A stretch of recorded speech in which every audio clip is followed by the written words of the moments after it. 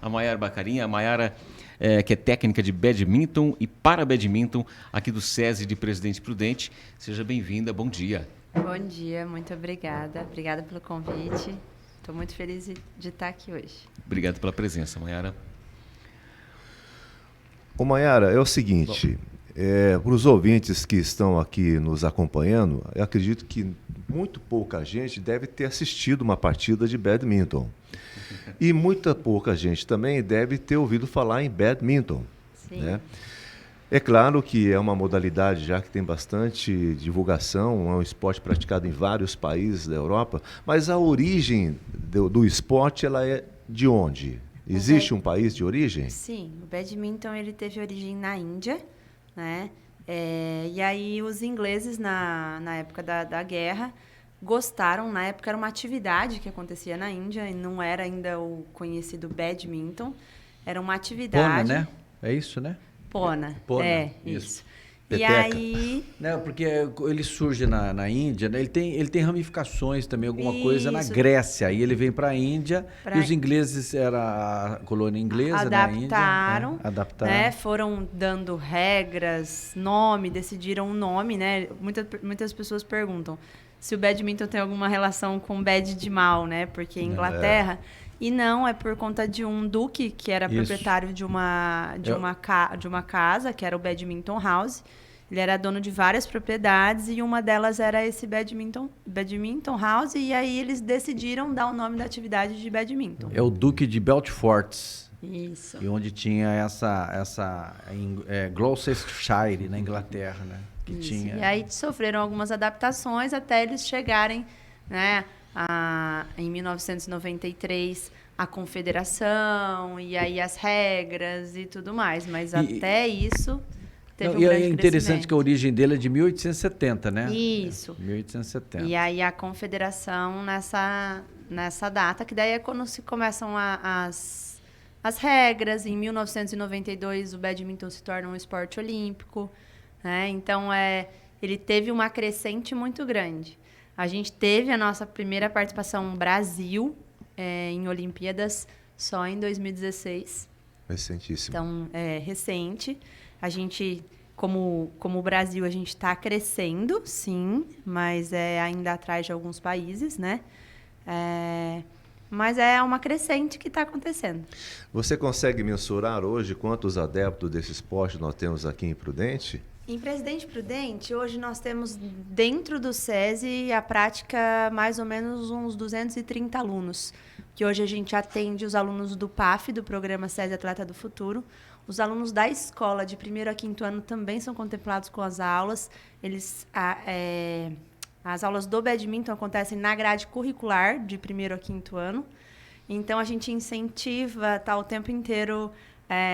colocando o badminton agregando na atividade das crianças. Inclusive, na primeira etapa agora do Campeonato Estadual de Badminton e para badminton, a equipe do SESI aqui de Prudente conquistou 41 medalhas com 50 atletas, né? Isso. E vocês participaram agora, entre os dias 19 e 23, da segunda etapa. Como é que foi a equipe? Segunda etapa nacional. Isso. Nós fomos para Caxias do Sul. Isso, Caxias do Sul. E, assim, é muito positivo, porque a gente, querendo ou não, encontra os melhores do Brasil. E aí a gente tem atleta desde categoria sub-13, sub-15, sub-17, sub-19. Então, são crianças e adolescentes. E eles estão jogando... Hoje a gente tem os atletas a nível estadual e os atletas que participam a nível nacional. Então, a nível estadual, a gente vai com um pouco mais de atletas. E aí, a nível nacional, a gente vai com os atletas que hoje estão correspondendo ao ranking nacional mesmo, que estão ali de igual para igual com os melhores do Brasil. E qual que é a idade média? Sub-13, sub-15, né? Na verdade, é o primeiro atleta que a gente tem ali. No sub-15, 13 anos. A partir dos 13, o SESI hoje já contempla as competições nacionais.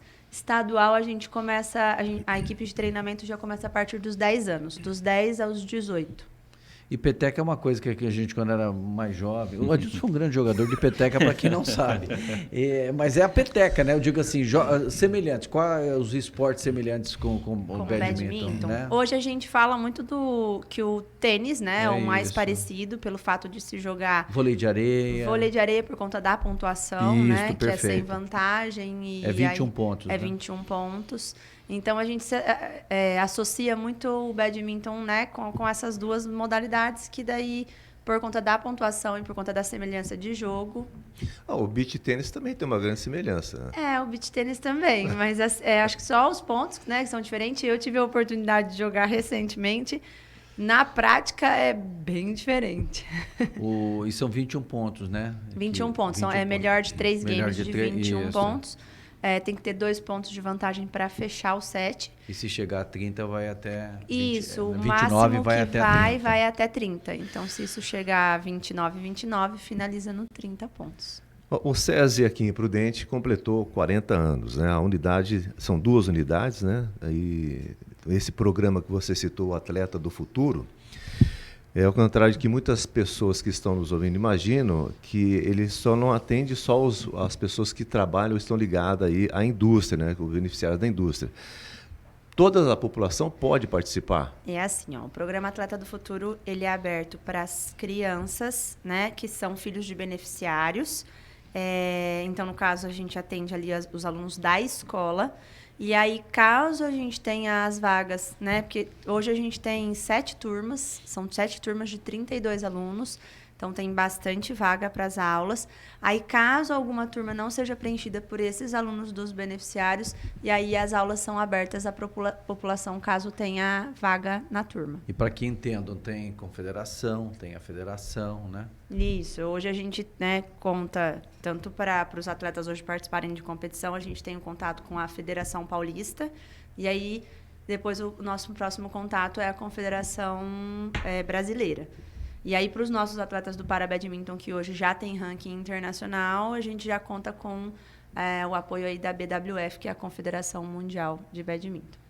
E esse apoio financeiro nessas viagens é toda da federação? Só para que a gente entenda, como é que vocês se viram? Não, hoje quem realmente viabiliza as viagens é o SESI São Paulo. É o SESI. É o SESI. Então, desde uma inscrição, a uma hospedagem, a transporte, alimentação, hoje é pelo SESI, a não ser que o atleta seja convocado. Caso o atleta seja convocado, no caso de alguma competição internacional, aí sim os custos são da confederação. Você tem aqui técnica da seleção de Parabadminton no Brasil Internacional em 2020? Isso. Tive a oportunidade. Como é que é isso? Infelizmente, nesse ano foi um ano da pandemia, né? Então. Foi muito recente, acontecendo a competição internacional, aquele vucu-vucu de que já a pandemia estava acontecendo. E a gente bastante preocupado, porque era uma competição internacional, então estava o mundo inteiro. Tive, graças a Deus, essa oportunidade de pela primeira vez, representar o Brasil. Foi uma experiência única, muito legal. E, assim, ter a experiência de poder estar dentro de quadra e ver os melhores do mundo, ver os nossos atletas do Brasil fazerem jogos importantes com os melhores do mundo. E o calendário? É o ano inteiro, uma parte do ano? Como é que ele se desenvolve? O calendário do badminton, ele é muito, muito carregado, né? Porque, assim, como eu falei, a gente tem, além das etapas estaduais, nacionais e agora os nossos atletas do Parabadminton participando de competições internacionais, a gente ainda tem os regionais. Então, são 5 regionais, 5 estaduais, 4 nacionais e mais os nacionais de Parabadminton.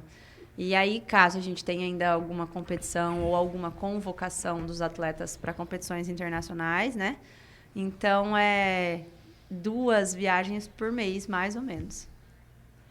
O Internacional da Espanha vai acontecer quando? O Internacional da Espanha já foi. Isso, e você foi em convocado fevereiro. como técnica do Parabadminton. Também. Foi uma experiência muito É legal. uma coisa interessante, nós estamos recebendo aqui o Paulo, que é do SESI, e quando a gente falou... Você joga badminton também, ou Paulo? Eu não sei sei se eu tenho mais esse... Bom dia a todos. Bom dia. Não sei se eu tenho mais esse preparo físico, não. A gente acompanha ali, de vez em quando pega a raquete ali, dá uma brincada com os atletas ali, mas é bem gostoso. Mas quando a gente teve aqui, a gente falou a respeito do badminton numa matéria, o Paulo, que nos ouve todos os dias, né, entrou em contato conosco dizendo que aqui em Prudente a gente tinha a sua pessoa que fazia o desenvolvimento do para-badminton, que é patrocinada pelo SESI, que faz todo esse trabalho. Você vê, a gente aqui em Prudente, a gente tem valores do esporte que levam o nome do esporte não só para o Brasil inteiro, mas também para fora do Brasil. Você vê a Espanha, Canadá, e a gente às vezes acaba nem ficando sabendo, né? Por conta, talvez, de uma divulgação que não acontece, mas que deveria acontecer. A gente tem aqui a Águida Santos, que é uma atleta de atletismo, de salto em altura, de corrida, que recentemente esteve na Polônia, né, representando o Brasil. Nós temos outros atletas, além de jogadores de futebol que estão esparramados também do Brasil inteiro. Quer dizer, Prudente é, de uma certa forma, uma cidade que é um berço e que leva talentos para o mundo inteiro. Agora, essa questão do badminton, você vê, a gente vê um currículo desse diferenciado, extremamente especial, né? Que se dedica com afinco e com amor e com carinho para poder não só desenvolver atividade esportiva junto aos jovens, mas também para poder fazer com que o próprio esporte venha fazer diferença na vida dessas crianças, como também está fazendo na sua vida, né? E está fazendo na vida de Presidente Prudente, né, Jéssica? É verdade. Agora, quantas categorias tem o badminton e o para-badminton? O para-badminton, ele é dividido pela limitação física, tá? E o badminton, ele é dividido pelas categorias referente à idade. Então, no para-badminton, a gente tem a deficiência pensando na cadeira de roda, que é a pessoa com deficiência que tem controle de membro, controle de tronco, e o WH1 não tem o controle de tronco e o WH2 tem o controle de tronco. Então, são dois tipos de cadeirante que jogam. O WH1 só com WH1, WH2 só com WH2. E aí a gente já tem o stand. O stand são os atletas que andam, e aí tem a deficiência de membro inferior acima do joelho, é um SL3, então é a terceira categoria. O SL4 é de membro inferior também abaixo do joelho, então às vezes tem uma diferença de perna, uma prótese abaixo do joelho. E aí, depois do SL4, tem o SU5, que é de membro superior, normalmente ou uma amputação ou alguma deficiência desde o nascimento. E o SH6, que é o nanismo. São essas as categorias, são 6 categorias. E aqui só se pratica no SESI ou tem outros locais que a pessoa pratica também esse esporte? Curiosidade mesmo. Olha, o para-badminton eu acredito que dentro do SESI. Tá, tudo bem. O badminton hoje a gente tem a CEMEP e a gente tem o SESI São Paulo. E próximo de Presidente Prudente? Porque vocês têm um intercâmbio, né? Isso, a gente tem a regional. Como eu falei, a gente tem a regional. A gente tem hoje federada, nós correspondemos à 7ª região. Então, quem participa hoje, se eu não me engano, é Palmital, Ourinhos e Bauru. E nós, Presidente Prudente. Você vê, né? O tamanho, né, da região, né? E a região pratica, é muito né? grande. Assim, hoje, nós estamos em 2023. Em 2013, a gente iniciou. Quando a gente iniciou, éramos nós com nós mesmos. E como é que nasceu essa ideia de querer de praticar o badminton? Olha, como é que começou isso? Eu acredito que foi um projeto pioneiro do SESI, né, com a intenção mesmo desse crescimento, que a modalidade tivesse a iniciação, que é o programa SESI Atleta do Futuro, passasse pelo treinamento esportivo. Então, a gente teve isso a longo prazo. A gente teve o programa Atleta do Futuro, a gente mantém, né, que é o desenvolvimento, o treinamento esportivo com a intenção de chegar no rendimento. Que aí hoje a gente teve, com o passar do tempo, eu acredito que a ideia era o badminton e a gente veio agregando com o para-badminton, né? Foi surgindo aí um ou outro e aí a gente viu, opa, peraí, existe o para-badminton e a gente tem condições de fazer esse trabalho também. E quais são os maiores desafios da modalidade? Olha, eu falo que eu acho que o maior desafio não é acho que o lidar com o quadra, talvez com eles estarem competindo, eu acho que acaba sendo mais fácil. O mais difícil, eu falo que é o lidar com o ser humano, eu aprender a lidar, o formar, a gente está ali todo dia como exemplo e ensinando. Então, eles estão ali, acho que o papel mais difícil como técnico é a formação do ser humano. E aí eu acredito que o resultado e tudo mais vem com o tempo. E uma partida de badminton para badminton, ela tem uma duração de quanto tempo? Tem alguma média? Depende bastante. Depende. Se for um jogo muito tranquilo, ela vai de 25 minutos, mais ou menos uns 20, 25 minutos. Se for uma partida difícil, ela vai até 1h10, mais ou menos, 1h15. Agora, você tem uma atuação importante, pelo que a gente acompanha, por tudo que está sendo colocado aqui nessa entrevista. E você sempre, no início, você estava voltado ou foi conforme o projeto foi andando que você foi... Quando eu entrei dentro do SESI, como eu falei, foi exatamente esse o objetivo do crescimento, de ter o desenvolvimento, o intermediário, né, que é o treinamento, e o rendimento. Mas você já estava nessa atividade, eu digo assim, já. Eu entrei com esse objetivo. Tanto é que a minha vaga, diferente dos outros professores, eles são professores. A minha é professor técnico. Eu sou técnica especialista da modalidade para esse desenvolvimento e crescimento.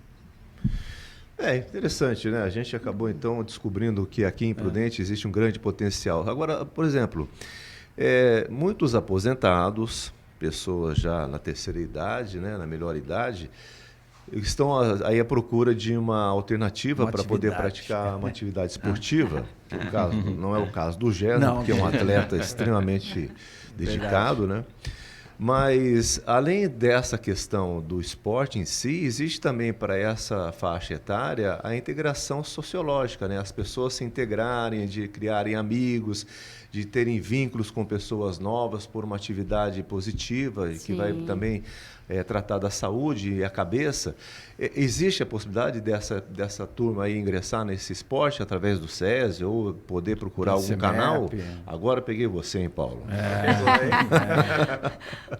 Olha, eu sei que o badminton é um esporte fantástico. Eu estou aqui, eu com certeza vou defender isso. Eu tenho certeza que é um esporte que atinge e pode atingir toda a faixa de idade. Tanto é que é desde uma criança para brincar até uma pessoa mais velha, um idoso, ou uma pessoa de 40, 50, até um esporte mais fácil do que o beach tênis que está numa febre aí. É uma raquete, a raquete é levinha, a peteca é leve, então é muito gostoso jogar. Mas em relação ao SESI, é o que eu falei, eu acredito que hoje a gente ele é fechado, né, para isso, mas a gente tem hoje o clube, né, que é o nosso centro de qualidade de vida, que ele não é aberto, mas quem se associar a ele tem a oportunidade de estar lá dentro. Então, assim, que nem os meus alunos mesmo, às vezes de fim de semana estão com o pai, irmãos, e aí a gente tem um material separado para isso, né? A gente não tem as aulas, mas a gente tem o espaço e quem quiser se beneficiar, estiver lá dentro, pode ter acesso ao material. E a arbitragem tem outra informação importante também, né? Você tem o vôlei, que tem lá o árbitro, tem os assistentes ali do lado, os auxiliares, e no badminton? O badminton, ele é muito diferente das outras modalidades. Eu mesma vim do vôlei, e aí você vê o técnico e todo mundo ali interagindo, o técnico falando com todo mundo. O técnico do badminton, a gente pode falar ali, né, no jogo, nos 11 pontos, quando para, nos 21 pontos no intervalo. E os árbitros podem ter até 10 árbitros dentro de um jogo. A peteca ela é muito rápida. Então, lógico que uma competição estadual a gente não tem os 10 árbitros, né? E a gente está falando já mais de uma competição importante, oficial, e a gente vai ter esses 10 árbitros. E mesmo assim é muito difícil de enxergar a peteca na linha, né? São 4 centímetros, uma peteca pode chegar a alcançar 400 km, mais de 400 km por hora. Então é muito rápido. Né? E nós somos humanos. Então, né? Tem que colocar o VAR, vai no VAR. E aí tem um challenge. Cada atleta tem esse pedido do vídeo, né, para poder olhar. 2x7, né? Então, assim. Então tem o vídeo já, tem o VAR. Hoje todo jogo tem o vídeo ou não? Então, cada atleta tem 2x7. Não, eu digo assim, mas não, todo jogo não é todo jogo tem instrutor, igual no futebol, não é todo jogo tem o VAR. Não tem. Não tem. Não tem, e aí, assim, a gente conta... O badminton é um dos esportes que mais tem fair play. Então, o árbitro conta muito com isso, com que os atletas tenham esse fair play. Eu, como técnica, a gente fica ali como uma múmia, mas eu, quando tô ali, a gente entra dentro de quadra para jogar. A gente joga ganhando. Não? Tem briga? Briga Nunca sim, vi. né? Nunca vi briga. Nunca Não, viu uma não. discussão? Não foi, não foi? Não, Não, é normalmente o árbitro da LET. Quando acontece essa de, tipo... Eu vi que foi... o técnico em si não pode falar nada. Tá. O árbitro, ele escuta o atleta, Entendi. né? Então, se os dois atletas não têm um comum acordo e o árbitro não viu, porque realmente é muito difícil Claro. ver, ele dá o LET, que ele volta ao ponto, volta ao normal e aí Entendi. não é ponto para ninguém. Bom, se eu estivesse trabalhando num jogo desse apitando, eu não ia ver nada, que eu tenho uma dificuldade na visão. Às vezes eu estou assistindo um jogo de futebol e eu não sei onde está a bola. Eu pergunto pro meu filho, cadê a bola? Cadê a Mas bola? é muito difícil, é muito complicado ver mesmo. Se já é complicado para uma pessoa que tem uma boa visão, Imagina pro quiçá Gerson. para quem tem uma série de que ser muito problemas de bom. visão periférica. Agora é o seguinte, tem duplas mistas ou é masculino e feminino? Isso, são 5 categorias, joga-se individual, né? A individual feminina, individual masculina, dupla feminina, dupla masculina e a dupla mista. São as 5 categorias. E aí, no badminton, a gente tem eles divididos por idade, que é sub. Um exemplo, o sub-13, ele atinge a criança ali de 11 e 12 anos. No ano que ela faz 13, ela não é mais sub-13, ela já é sub-15. Aí o sub-15 atende a criança de 13 e 14 anos. Entendi. Já pensaram em levar o badminton para fora do SESI, tipo o Parque do Povo? A gente já fez essa experiência, tá? Foi bem legal, principalmente ali no começo, porque a gente precisava divulgar, as pessoas precisavam saber, muita gente não sabia o que era, né? Hoje, assim, não sei se o meu mundo é esse, então eu tenho a impressão de que as pessoas sabem um pouco mais, né? Porque no começo as pessoas perguntavam, o que é isso? É de comer? Tipo assim, não sabia nem que era um esporte. Então, a gente chegou a fazer em escolas essa divulgação, no Parque do Povo, shopping. Então, assim, a gente, principalmente no início ali, dos primeiros 3, 4 anos que as pessoas ainda não sabiam o que eram, a gente fez bastante essa forma de divulgação. Tá certo. Seria uma forma mais fácil de você adaptar as escolas também, né, para a prática do esporte, né? Sim. É claro que tem a quadra, tem ali toda uma delimitação ali da área, né, de pontuação e tudo mais. Eu estava até vendo um vídeo hoje pela manhã. Mas seria, em termos de praticar esporte, incentivar nas escolas uma forma. Não, é ótimo. Dentro de uma quadra poliesportiva, a gente consegue pôr até 4 quadras de badminton. Então, cabe bastante ali, né? São quadras do tamanho oficial, nesse caso, né, falando na quadra poliesportiva. E eu falando, qualquer criança que pega uma raquete, eles ficam encantados. Uma raquete e uma peteca na mão, eles ficam encantados. Não é um esporte elitizado, digamos assim. É, Não, é bem lazer. barato, né? Ele é A assim. raquete, a parte de iniciação, ele é total acessível. Acessível, totalmente Nós acessível, poderíamos né? praticar uma partida lá Vamos de praticar. badminton lá. Eu, Adilson, Tem que Ricardo. arrumar o joelho primeiro. Eu a minha perna. Isso o joelho usa bastante.